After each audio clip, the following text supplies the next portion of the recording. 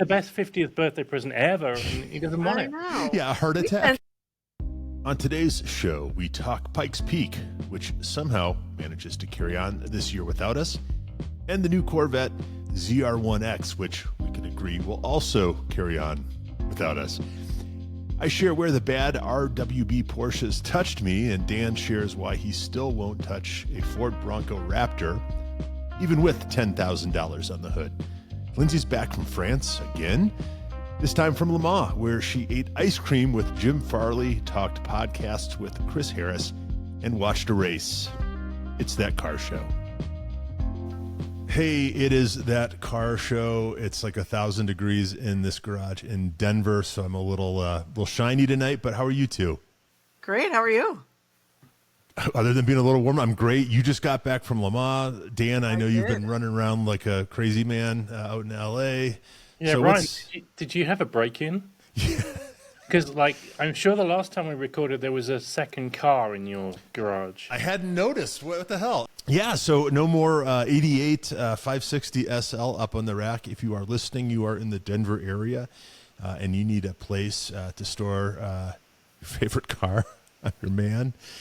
You know, you can't beat passive income, right? Like, that's the best kind of income. Right. It is.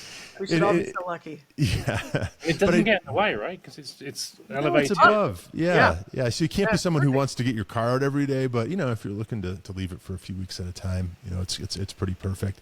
But I do miss having the, the sights and the smells of an old Mercedes in the garage, you know. Right. It's got its a certain something. It's, I don't know what you call it. It's probably a French word, Miss Le Mans. Joie de vie. Yeah, that's it. Or horsehair or whatever. Right. Stuffed in the seats. You know, that car sat here for 9 months, 10 months. Yes, it was on a trickle charger, but started right away. You know, barely leaked any oil. You know, barely any smoke. That's the really upon impressive startup. part. Right? Try that with a brand new Mercedes. Yeah. Those Germans, eh? Try that with your CLA 220. Imagine if it was British. Yeah. Is there a filter when someone applies to use your car's garage for storage?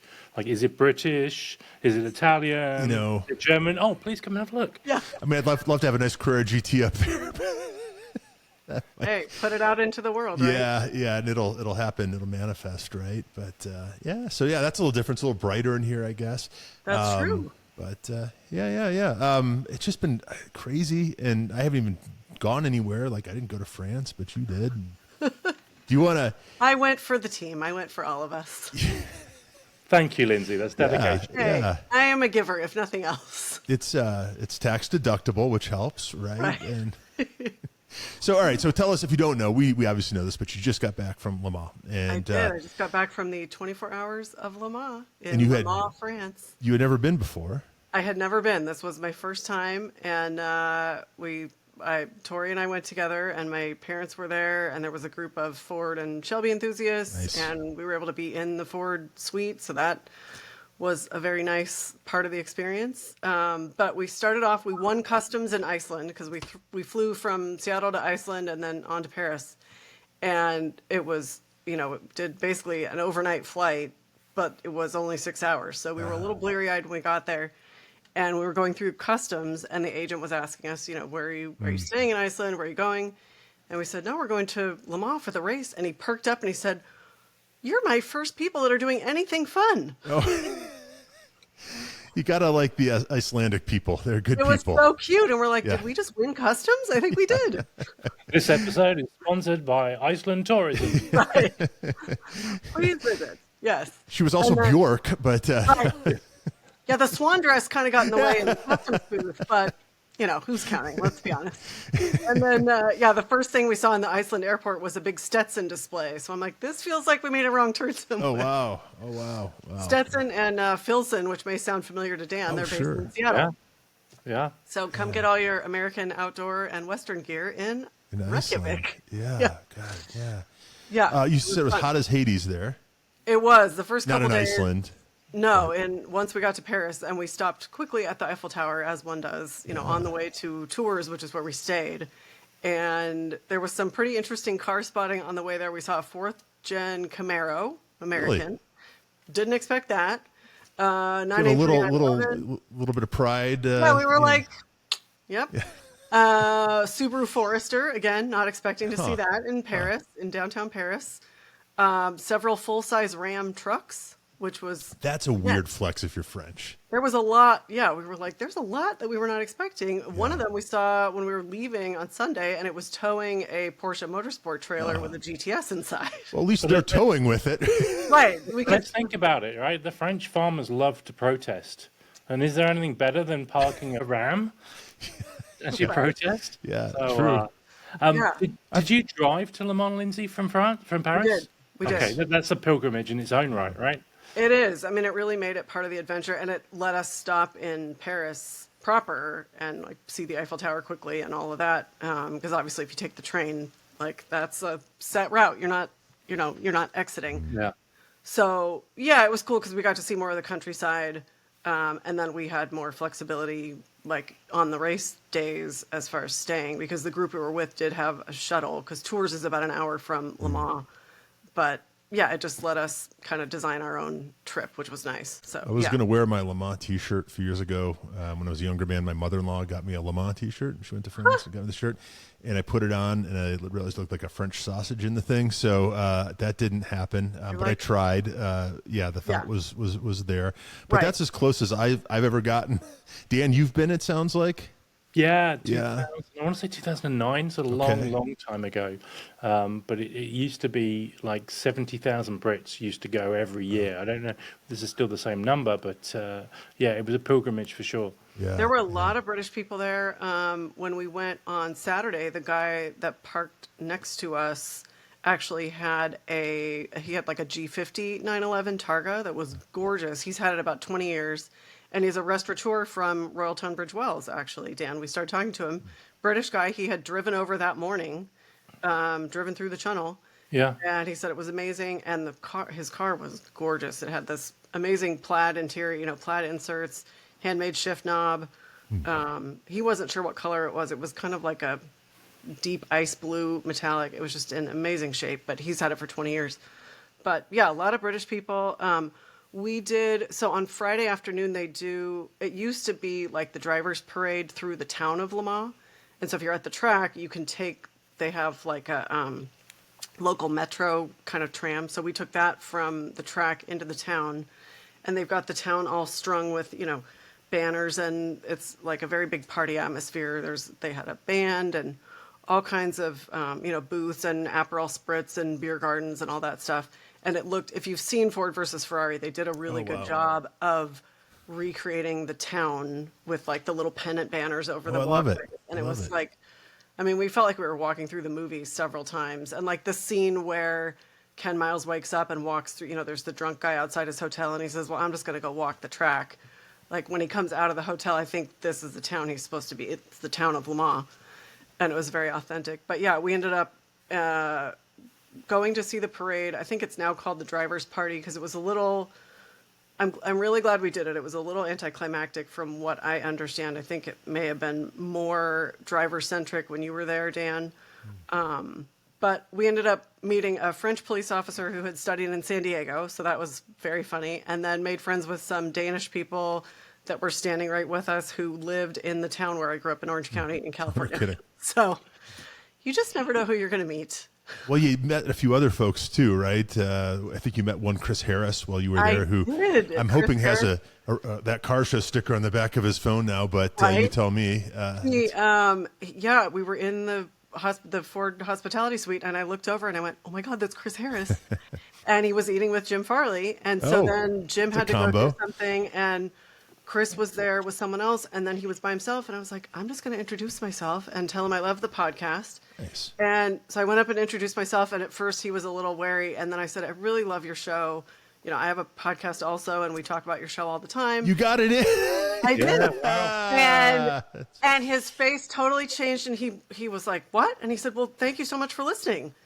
And I said, yeah, we love the format and how you moderate it. And he was like, oh, that's really great. Thank you so much. So in a weird way, I was not expecting, because he drove in the Mustang Challenge. Oh, that's awesome. Because Ford flew all of the Mustang Challenge, or they flew 40 of the Mustang Challenge cars to France to do 2 races before the 24-hour race started. And so he drove one of them with Sir Chris Hoy, and then Jim Farley was also driving in the race. And we have a family friend, Steve Vida, that we met at Laguna Seca when I was there for the Land Rover event in May. And he was pitted right next to my dad in the paddock.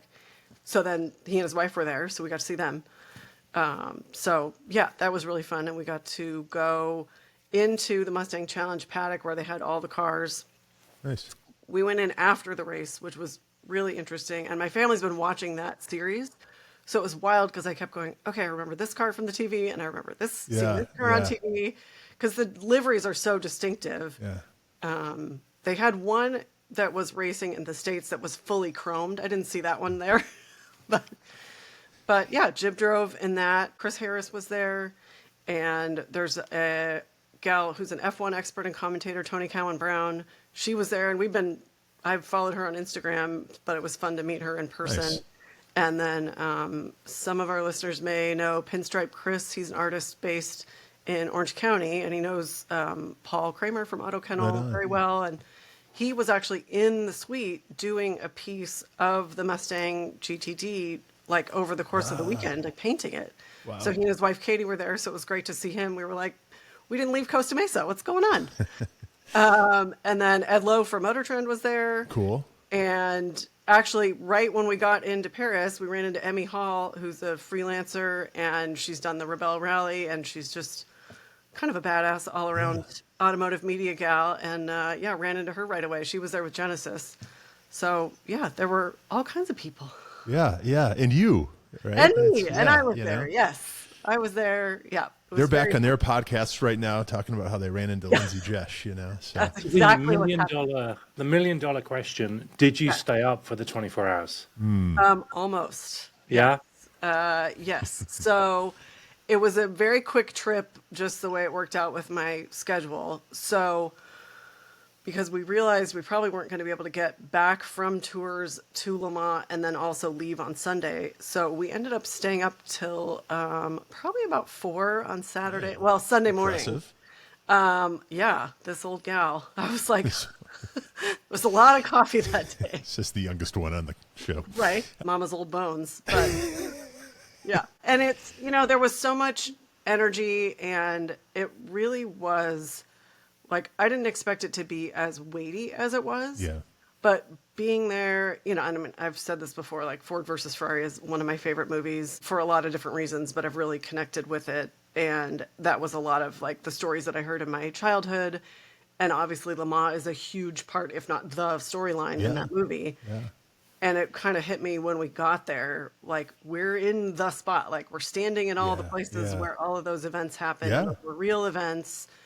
And you could sort of feel like the weight and the significance of it.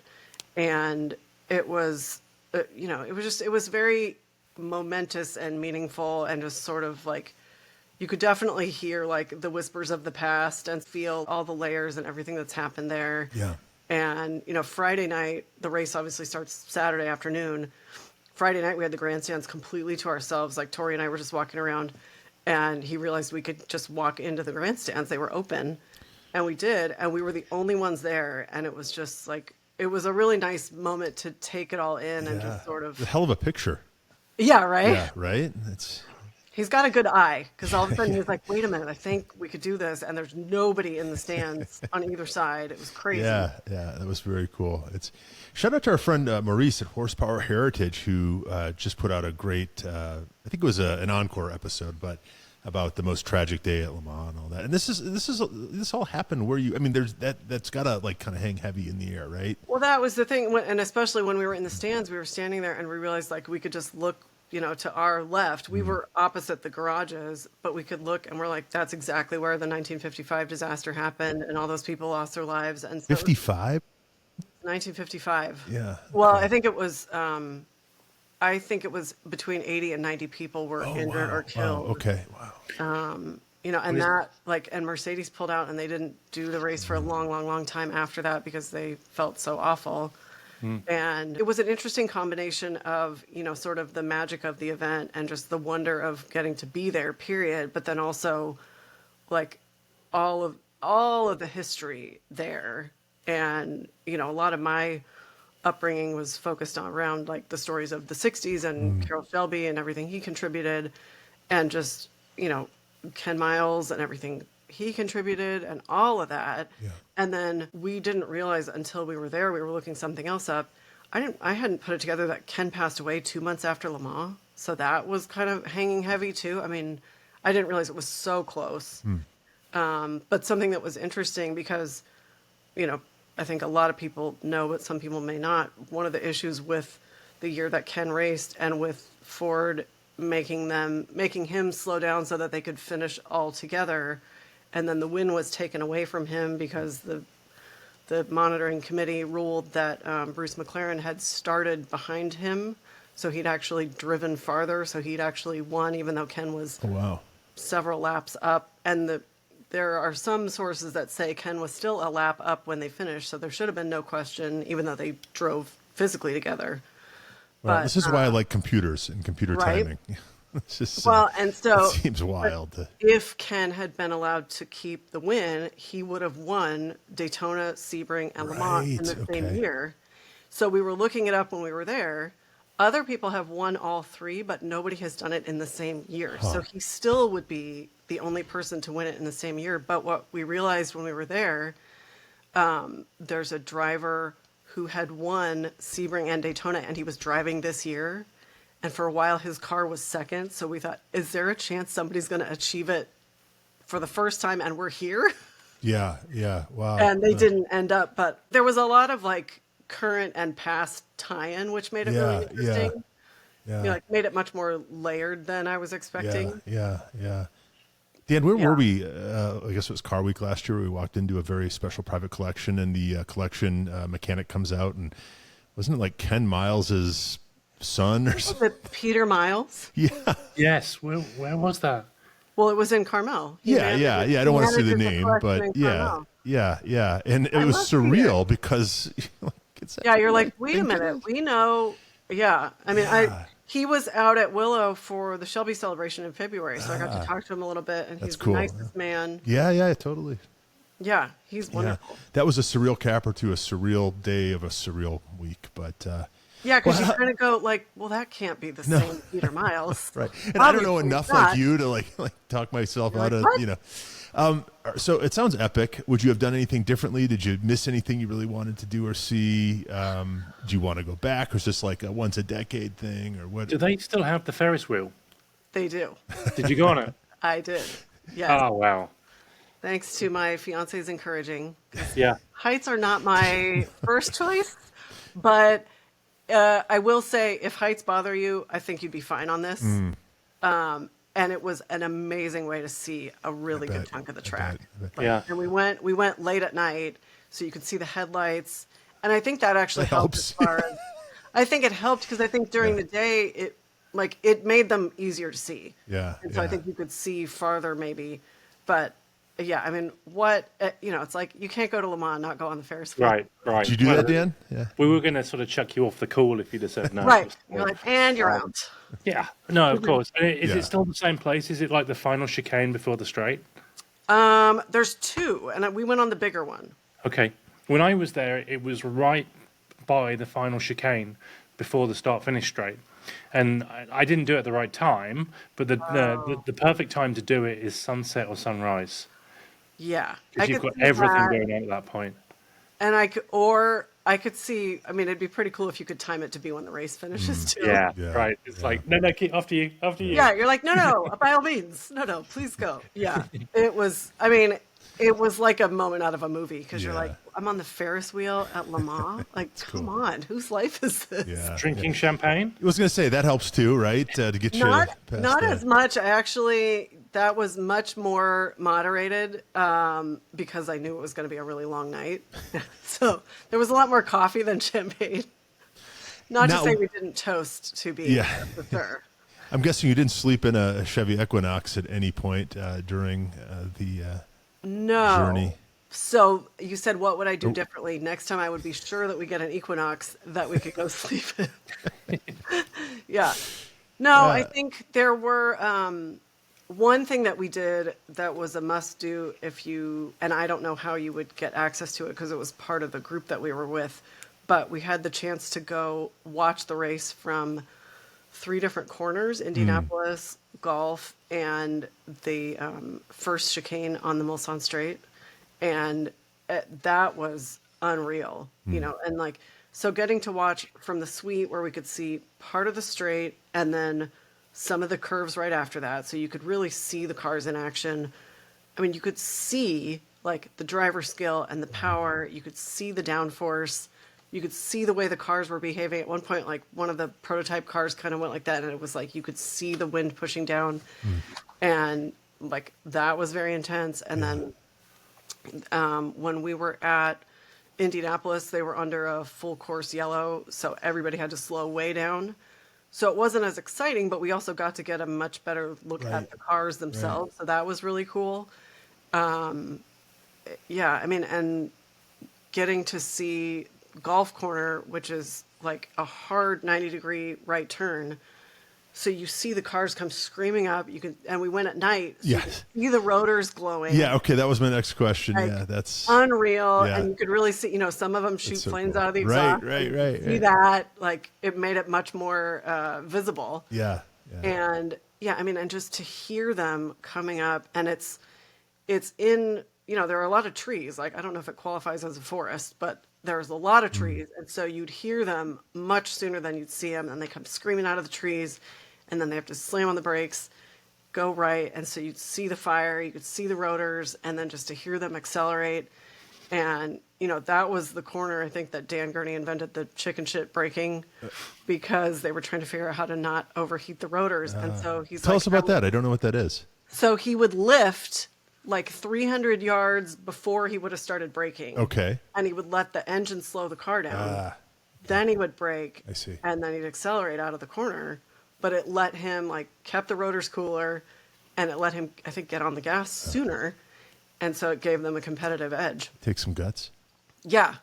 Like, I've seen interviews where he spoke about it, and he's like, like, definitely not for the faint of heart. Yeah. And they had, like, Aston Martin had a display. They had a Valkyrie there. Nice. And then Casa de Ferrari, was always lovely. They had a really visually impactful display that included a 499P, an F80, and a 296 Speciale. And it was really beautiful. And then we got to see the 963 up close. Nice. And the Count Rossi 917. Oh, yeah. Which was like, that is a thing to behold. Yeah. Just wild. Like, it's the only road legal 917 ever made, and it was there. Yeah, that's amazing. That's what I didn't realize until we got there is there's a Porsche Experience Center at Le Mans. Oh, there is. All right. Wow. Yeah, so they weren't doing the. Well, forget Pekla. Right? I know. We're headed there. It definitely. It's like if you can't go to the one at Le Mans, forget it. Yeah. Sounds like a hell of a trip. Sounds like an amazing trip. It was amazing. You had a good travel buddy with you. I did. So yeah. We travel incredibly well together, which is very nice. Makes a big difference. All right. Well, this is how you know this thing's forever because you just drove a GT4 with buckets from Kansas City to Seattle and then turned around and went to Le Mans. And all that, and still have a smile on your face. And no fights. Yeah. Yeah. Well, you didn't have to sleep in a Chevy Equinox, but that wasn't even a Chevy Equinox. I did sleep in the carbon buckets. Oh, that's also. Are you talking about my sleeping escapade? Yeah. Pikes Peak. What was that? It was Ford Edge. Yeah. So this weekend is the anniversary. It's the 1-year anniversary of me sleeping in a Ford Edge at the top of a mountain. That's there you go. It was. I did wonder where you were going with the Equinox. Well, I was going to segue because that race is this weekend. So when you hear this, it'll be I think the next day. And this is the first time in a couple 3 years that I haven't been going. I didn't go to Porsche Colorado Springs' drivers meet and greet, and I have a little confession. It's because I had 30 bags of mulch delivered to my house. And I threw out not only my back, but my knee, and I just wasn't. And your dignity. No. And your enthusiasm for getting in the car and driving hours an hour. Yeah. I just I was a broken man by bag 30. So that's fair. Not going to the race this year either. I think it's going to be wonderful. I think the weather's going to be good. There's some cool cars, great drivers. I felt a little bad. It was kind of like, broke tradition, but, lots of friends there sending pictures and stuff. You got to take a break, right? Like it's a lot to dance. But that's all. The older I get, the tougher it is to get up early for that kind of stuff. Like 24 hours Le Mans, that might be tough. And we did a lot more of the 24 hours than I was anticipating. But I think there is an element of like, once you're there, it kind of hits you and you go like, you have to just like take full advantage of as much of it as you can. Yeah. There's that too. And that's, I guess, what I always felt a little guilty about. We would meet these people here, in Colorado who had traveled, from all across the globe to be here. Right. And I think I maybe was starting to take it for granted a little bit. So now I'll build up, my sort of envy of not being there. And next year I'll be rearing to go, and I'll plan my mulch spreading way far in advance. Well in advance of Pikes Peak. Maybe they need that on the track or next to the track. You can get a job there. Yeah, that's right. You can join the ground. The Zorbent or whatever on the yeah. And of course without Dan here, it's not quite the same. I know either. No snoring. Who's going to sleep in the boot of your Edge? Come on. Yeah. Who's going to wake me up at 1 a.m. when we don't have to wake up until 3:30 a.m. and make it up at the same time? But no, I'm kidding. That's not my fault. Sounds like someone still owes someone a beer, and it's nobody on this call. It was a great time, and it's a great event. But maybe next year we can all do it or something, and it'll be a little easier on the pocketbook right then. I'm excited to see how Roman Dumas does this year, because he's gone. Like every year, is it a super something? The Ford call it? Yeah. This year he's doing the Super Mustang Mach-E, right? Yeah. Yeah, I thought maybe they were going to put him in the Ford Raptor now that it's $10,000 off, but that's it's not super enough. That's not going to push you over the edge, Dan? I think Ford have been listening to the podcast and reduced their prices accordingly. Well, God, they're giving away everything, right? Like, we have this Polestar and we're happy with it, but I get this email today from Polestar saying, oh, now we can get the Polestar 3 for the same price. Why? Just bring it in, and just upgrade, Just straight across. Yeah. I think it was Matt Fair on the Smoking Tire was talking about one of his buddies picked up the new Acura, is it the ZDX? Same thing. It's like $2,500 down and $250 a month, and you're in the $75,000 car. Like I'm still struggling to figure out how this all computes, but it's. Well, it's kind of like wasn't it the Fiat 500 you could get for free? For free. I mean, they're getting to the point where they're going to pay you to take one, and lots of folks in Denver. Yeah, and it's it just deals like that don't exist, but yeah, I know. Well, okay, speaking of Ford, there was one moment I have to share from that I remembered. In the Ford's hospitality suite? Or in the suite, okay. Yeah. Drinking champagne? No. Ford champagne? Yeah. No Ford champagne. No, there was Ford ice cream, though. Oh. So at one point, after the race started, we were lucky to get seats along the railing upstairs. And like Tori and I were sitting there, and my parents were there, and we looked over, and Jim Farley's right next to Tori. Just eating his ice cream. Oh, right. I love it. We were just chatting with him. I love it. And later we were like, it was reminiscent of the moment in Ford versus Ferrari when Henry Ford is upstairs. Henry Ford II is upstairs in the suite, and he calls down to the garages for an update. Yeah. Jim's just hanging out. He's like, just want to check out the race. I love that. Finished his ice cream, gave us a flavor recommendation, and then he's like, all right, have a great time, guys. Yeah. Was that before or after you said, hey, Jim, we've got a podcast? That's right. Speaking of, talking about Ford branded alcoholic beverages, about Fordlandia, right? Where they built these company towns, Henry Ford. I think there was one in Michigan and there was one in Brazil where they basically built these company towns to clear cut the forests.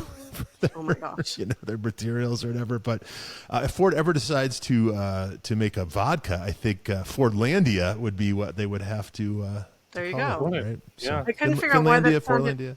Familiar, and I realized I was thinking of Portlandia that Fred Armisen did a few years ago. I'm like, why have I heard that before?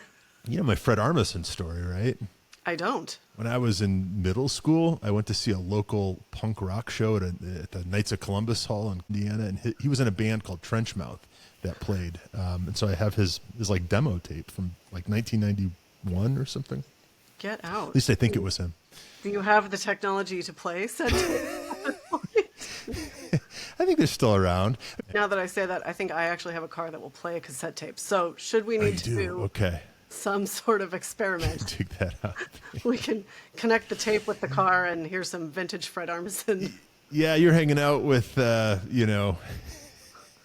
Chris Harris and I know. And I'm reminiscing about Fred Armisen No, I when love I was it. 14. But all right, guys, I got to go on a little bit of a tear here. Something happened this week where my algorithm started sending me a lot of reels on Instagram about RWB, and these are these Porsches. Do we know about these? Yeah. You don't have any friends at RWB either of you, do you?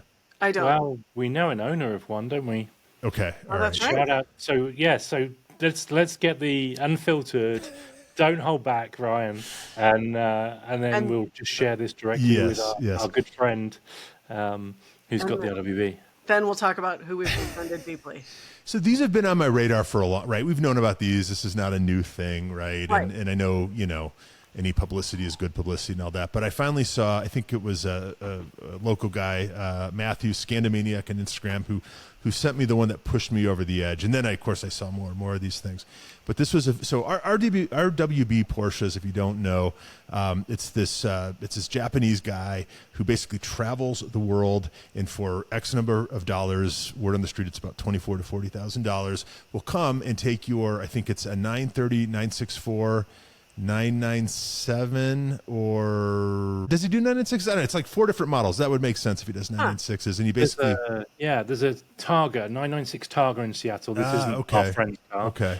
But he did a 996 at the museum, I think, the Tacoma Museum. Well, that's kind of kind of a shtick, right? Like, you have a car, you fly him in, and it's like him and his Sawzall, and he just goes to work on your car. And as far as I know, he doesn't. Of like performance art almost. That's the thing, right? So you know a car if you see it, because it's so RWB stands for they call it in German Rauwelt, which means rough world, which I think is a good name. But this guy's a character, right? Like, he's disheveled, he's got like hair that comes out the here, he wears pajamas, he always has like a Marlboro between his lips, and he basically sits on the floor and just goes to town with this saw. And the video that pushed me over the edge was one where he has these like trademark fender flares, right? These extensions, right? And he just had like some like Home Depot like glue in a tube that he's just haphazardly like splattering on this thing to and it kind of pissed me off, because we've already got everyone else tearing up these cars, right? And I guess I'm a bit of a Porsche purist, but what I don't understand is, like, you can get a Singer, you can get a Gunther Works, you can get these cars, but the craft is there, right? They're obviously done well. Yeah, they're done really, really well, and it's not just cosmetics, right? Like, it's there are obviously performance enhancements, and and as far as I know, these cars, unless I think the owners enhance the performance in any way, these are just cosmetic exercises. They're art projects, right? Yeah. And I really hated how they looked for a long, long time. I'm starting to sort of come around on them, I think, because I've seen a few of them now. So you'll know when you see one, and there are a lot of copies too, but they have these big sort of fiberglass, I think, or molded plastic fenders. They've got the RWB, or the rough world in German, whatever it is, on the window. And well, they have I think one of their distinctive characteristics is a lot of visible rivets. A lot of visible rivets. That's kind of a love it or hate it thing, right? But I saw this video of him sort of doing this thing, and it just sort of pushed me over the edge. And so I decided to dig a little deeper. And I think that's sort of the conclusion I've come to as well. Lindsey, you mentioned performance art, and I think that's kind of what's going on, right? If you've got some money, you've got an extra $24,000 to $40,000 lying around, you invite this guy from Japan and all your friends, and whatever, you watch him work, right? And you have a very unique experience. That's what it is. But do you want to drive these things? Because, I mean, these things are not going to last, right? I mean, they're literally glued together. You're adding weight, right? I mean, you're not adding any performance.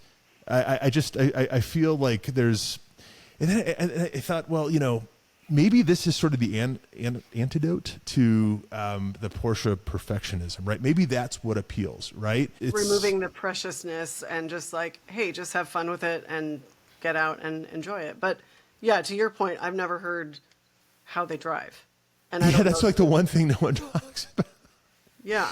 And I think that's where it veers more, like, that's why it's much more, or it's as much performance art as it is like a retrofitting or a Like, 'cause Yeah. it's not, I wouldn't consider it a resto mod because it's so surface, I guess, so cosmetic. Yeah, yeah, yeah.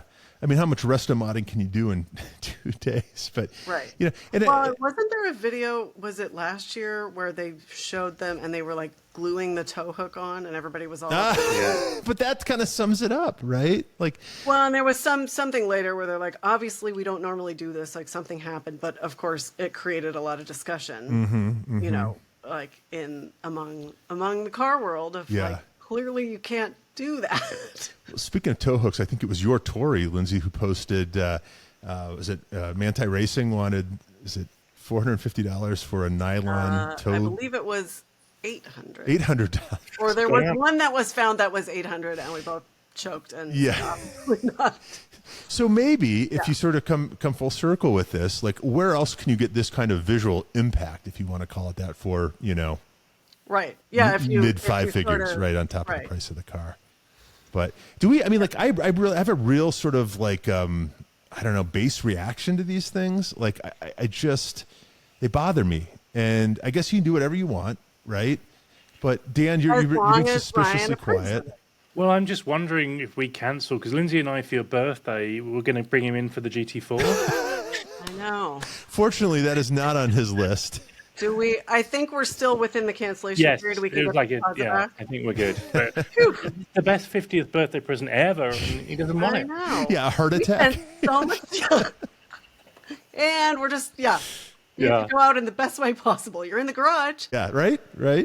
Yep. I was just thinking when you were telling the story about the Ferris wheel at Le Mans, like, you know, if you were gonna, you know, fall from a great height, you know, that's Right. that's the place Like, to. hey, if this is how it do it. ends, if it's the Ferris wheel at Le Mans, you could do a lot worse. Yeah. I mean, I'm trying to think. There's really, he's got no competitors, right? Because, but this is like, I don't know. You ever seen like a limo conversion, like back in the days when they would, limos aren't really, those cars don't exist to convert really anymore so much, but when they used to convert like a town car or a Cadillac, and they basically would cut the thing in half and then just weld some, like, you know, 3 feet more frame or whatever, and then just slop together. And it's just, I think those were built with much more care and precision than these things. And I want to know, so I know we have a friend of the show who's got one, like, what's this thing 3 years later like? Like, yeah, that's a good question. Are the pieces? And do we think? I mean, because again, I kind of go back to, I think it's people that have pretty extensive collections. Is my sense, because it is. I think part of having it is the experience of having him come and do his thing in front of you and getting to have like sort of the comprehensive experience. Yeah. But I don't think our friend actually, I think he bought it once it'd been done. The reason he's got one of the reasons is that he does a lot of work for charity and ill kids, sick kids. Right. And they love the visuals of that car. There you go. There They you absolutely love it. So, but he's also got a singer, right? So, Right. I think we need to ask Eric to come on the show. Yeah. talk about I think he'd be fun anyway to have on. But I do have to wonder, like, what's the resale on those? Because if you're starting with a car that's, say, a $50,000 or $60,000, you know, 964 or 993 or not, it wouldn't be a 993, but like a 996 or something, right? I mean, assume you're starting with a car that isn't perfect, right? You're probably starting with a car that you're a little more okay with cutting into with the Sawzall, right? Like if the car is a $50,000 car and he's $30,000 to fly here from Japan and is that an $80,000 car at the end? Is it a $180,000 car or is it a $30,000 car? Like how does that translate? And I think you're going to have another heart attack, Ryan, because these cars go up significantly in value. Like $100,000, $200,000 more. Really? So they're greater than the sum of their parts, huh? Yeah.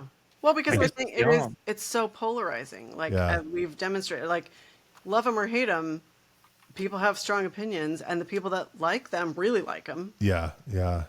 Well, he's booked out for at least a year, so you won't be able to hire him in time for my 50th. Well, he's going to have an opening at your birthday because we're going to cancel, apparently. Suddenly there's a window. Yeah, exactly. Could you do you have it in you to sit down with a torch or a saw and like cut into something like that? Just like, because he doesn't he doesn't draw anything out. He just sits down and starts cutting. So like sometimes they're asymmetrical. It's like, I don't think physically my arm could lift that to the, to the sheet metal. And I don't know. I feel like it's the same idea of like some people buy plates just to break them. I think there was something like, I feel like it's the Who are these same- people? The Greeks. Geniuses, really. Let's be honest. Opa, yeah. They're like rules schmools. I'm gonna throw a spoon in there. Yeah. I think there could be something freeing about it because you're taking Okay. out the preciousness. Yes. And you're going, I'm gonna do what I want and make this piece of art, basically. Yeah. That I can get in and drive if I want. Yeah.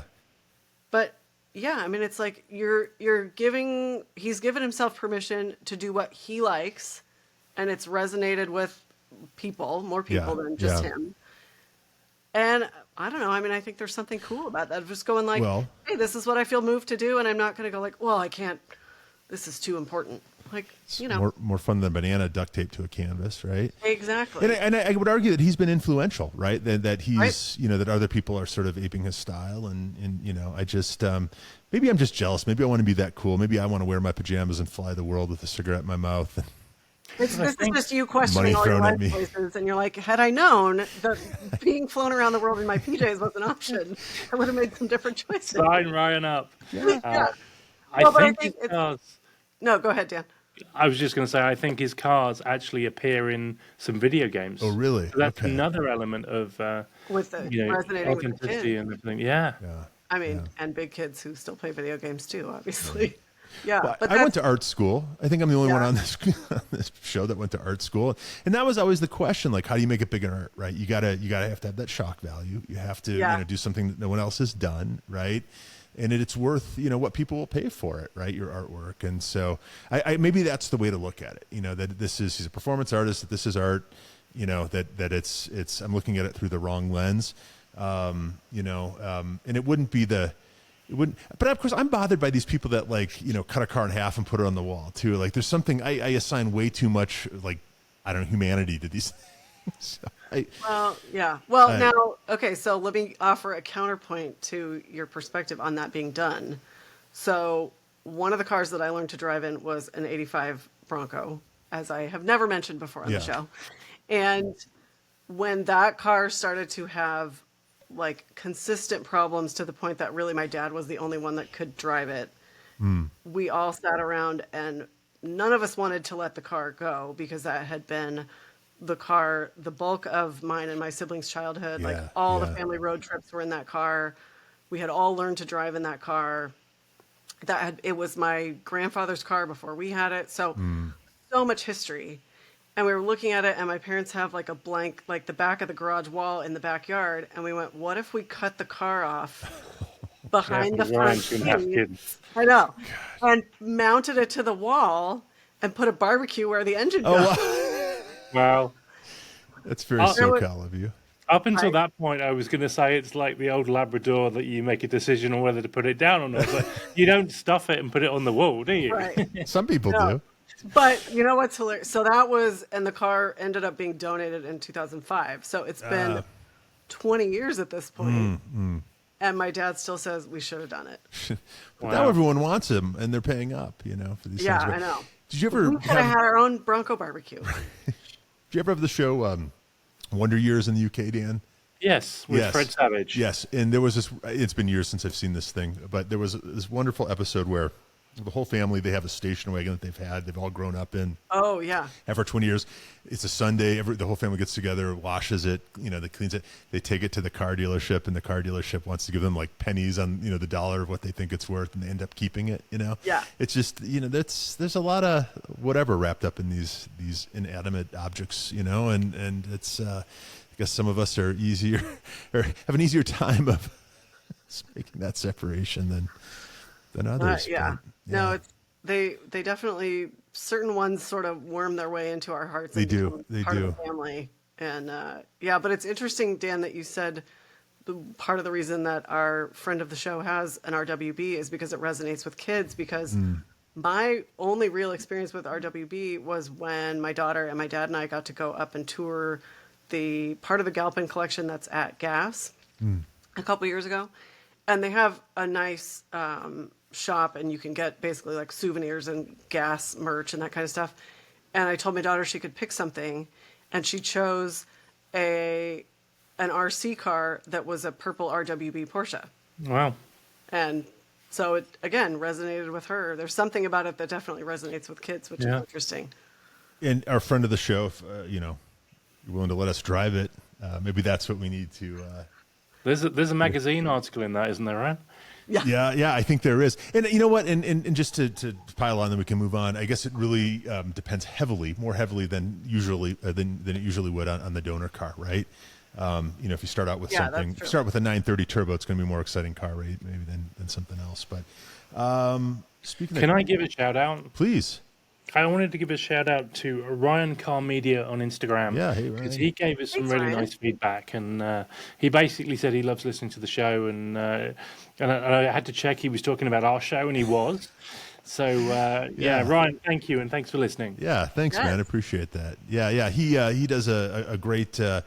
I don't know what you want to call it, like a newsletter about cars, and post it to Instagram, and where he focuses on a singular model. And I've had a couple discussions with him offline about just cool cars and stuff. So I don't know. Do you know where Ryan is?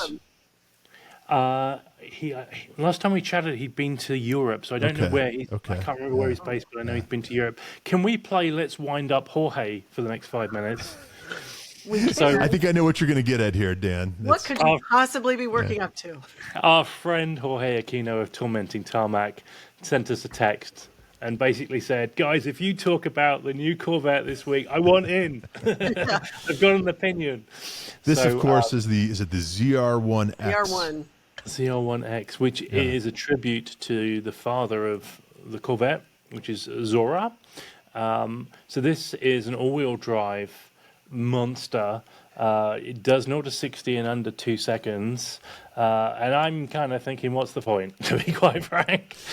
Because they've already got the ZR1, which is super quick, and and all the rest. So obviously this is now all-wheel drive, which means it's even more stable on the roads and stuff. But it's like, does the world need another quick Corvette? Or does it need an all-wheel drive one? That feels very It's got one already. So the what's the name of the model? There's an electric hybrid. The E-Ray. The E-Ray, thank you. So that is all-wheel drive already, but a pure ICE all-wheel drive is the new one. Huh. Well, I love that they're coming in so many flavors, right? Because, even the standard Stingray is a very quick car, right, out of the box, right? The Z06, right? There's the ZR1. You've got the E-Ray. Now you've got the ZR1X. I think it would have to be all-wheel drive with 1,250 horsepower. And Dan sent me over a couple notes, and I thought it says 1,250 horsepower and sub 2 seconds, 0 to 60. And I thought the next line was, why isn't it faster? But you say, you posit the question, why isn't it at Pikes Peak? Yeah. Because that would, I think, do quite well. Perfect Pikes Peak car. I'm not sure if it's the perfect car for cars and coffee on a Sunday. Right, that is the ultimate Pikes Peak car. What do these things cost? They haven't announced it yet, have they? Okay. But I think the ZR1 is like 145. Which is crazy. This is supercar performance. Or hypercar. Right? Yeah, or hypercar. Right? Well, that's what this new one will be, a hypercar, performance car. So maybe we need to invite Jorge onto the show so he can show us the light, tell us why it's a cool car and why we should care about it. I think the problem with it was 117 degrees in Phoenix today. I think it's going to his head. Wow. You can't argue with the specs. Come on, and assumingly the price when it comes out. Oh my God! Yeah. You can't get a Porsche, with that kind of horsepower at any price. This is a GM. This is a Chevy. It's crazy. Yeah, that's. I don't know. I got nothing. Who is it for, though?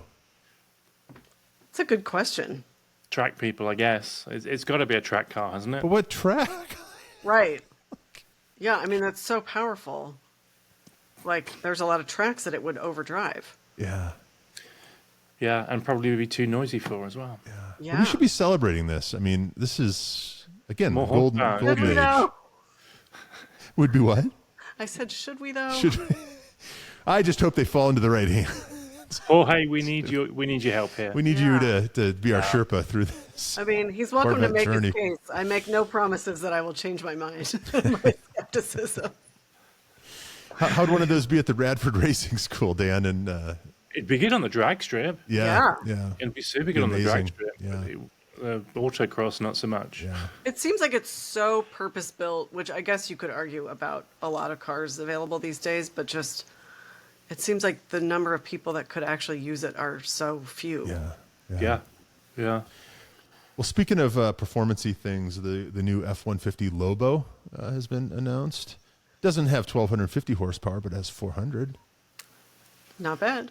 Do we like, because this is kind of your zone, Lindsay. It Do we should like be. these? I know.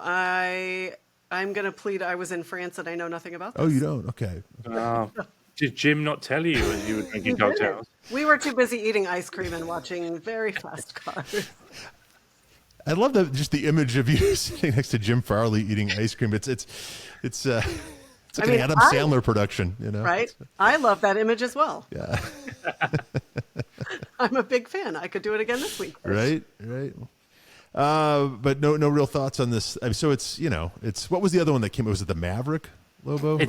They did do, yeah. Yeah. And, but this is supposed to be like a historical successor to the Lightning. Yes, that's. Well, you're going to have to go drive one and tell us what you. Yeah, Lindsay, do some research and let us know what you think. Do we like the disc wheels? I saw a second-gen Lightning on the road the other day, which is always Is surprising. that the flare side?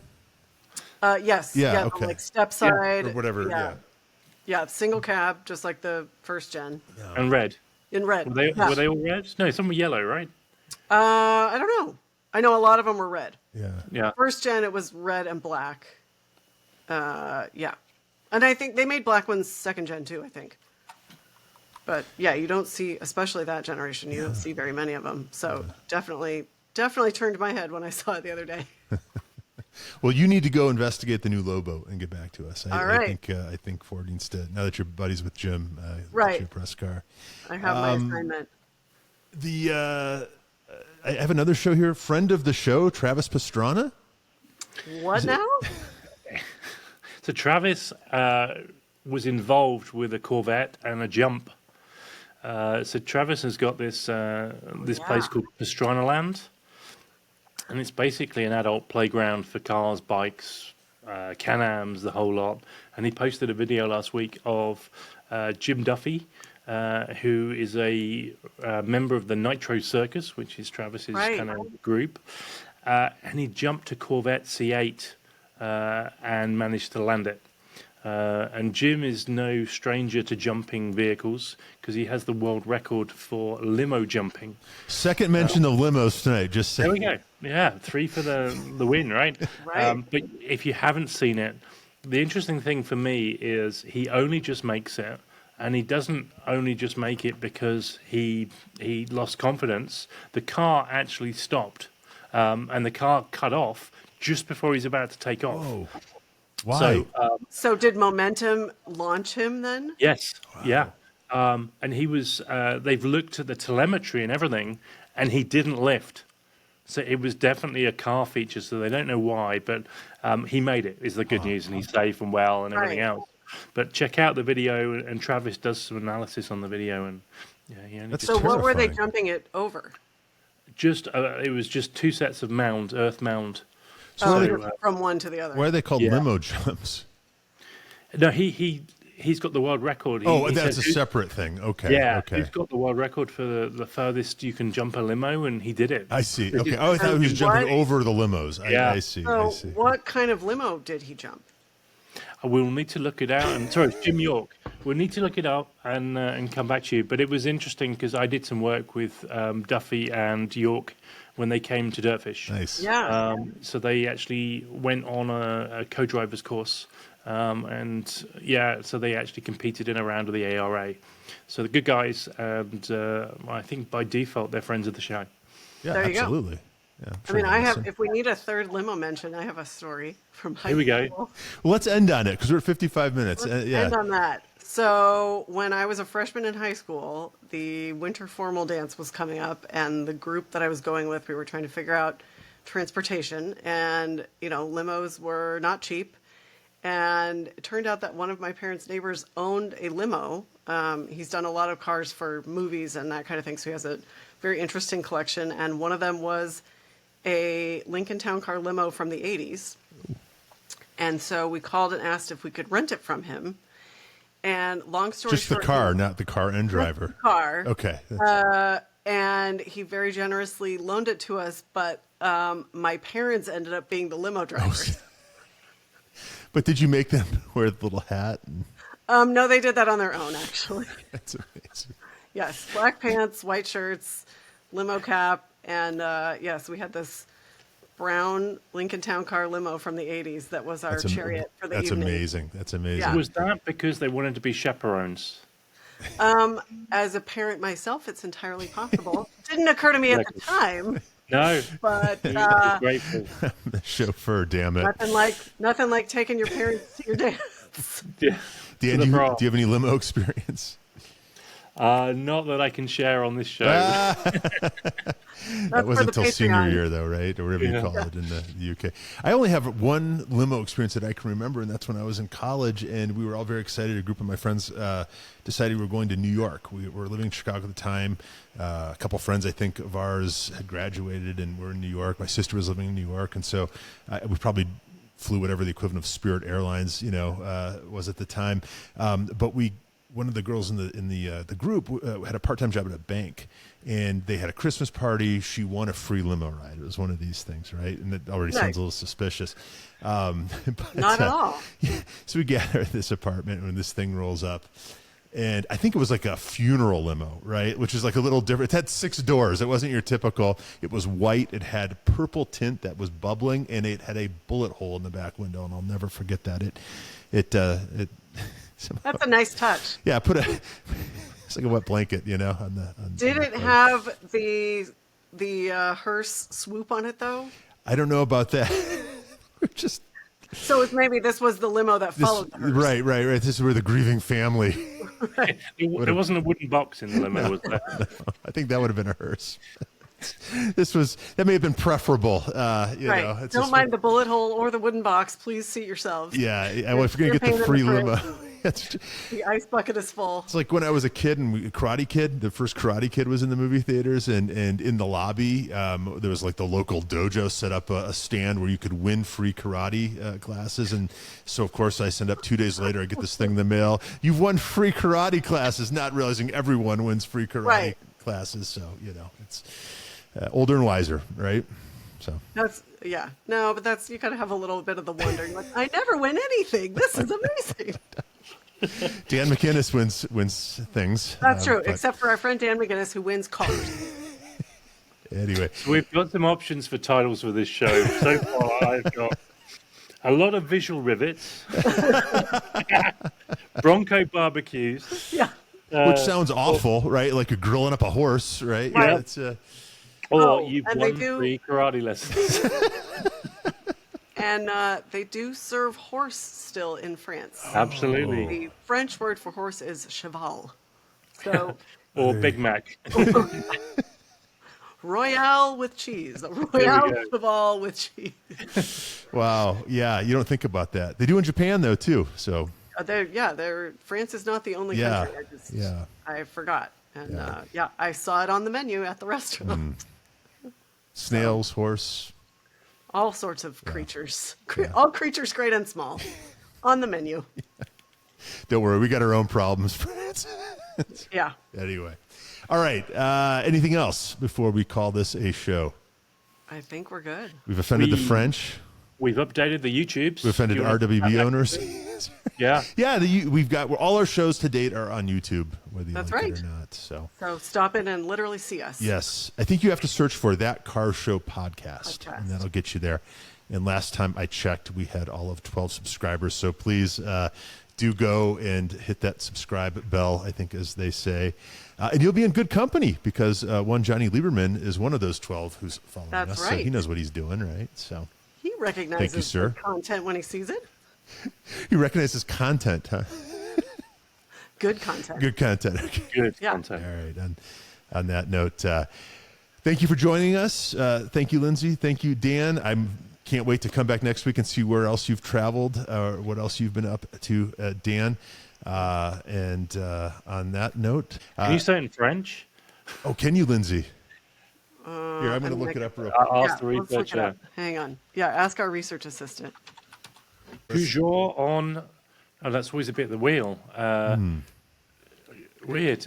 Always be in the act of driving. Okay. And always be eating horse. Right.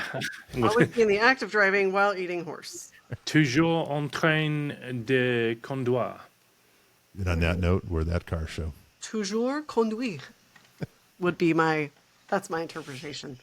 And my new favorite wine is Janier. Which means? Find the hidden S. It's a white wine. It's a white wine that's very fruit forward, and so it tastes like it has more sugar than Sauvignon Blanc or Chardonnay, but it doesn't. How much sugar does horse have? Oué, mon ice cream, Jim. Is this still the show? Have we? We gotta get out of here. All right. Well, this one's going to take some editing, but it was a fun show. Thank you both. And until next week, we're that car show. Always be driving. Always be driving. Thanks, guys. Thanks.